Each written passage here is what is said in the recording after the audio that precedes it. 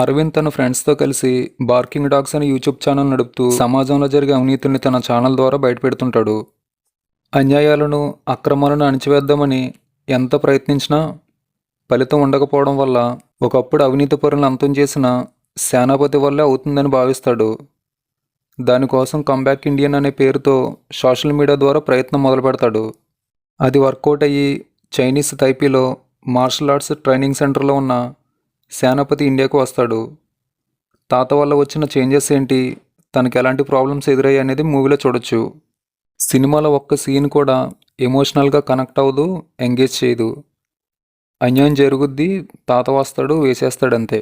100 ఏళ్ళు ఉన్న తాత గన్స్తో పోలీసులు వచ్చినా ఈజీగా తప్పించేసుకుంటాడు. కార్స్తో చేజింగ్ చేస్తుంటే స్కేటింగ్ స్కూటర్ వేసుకుని దూసుకుపోతాడు.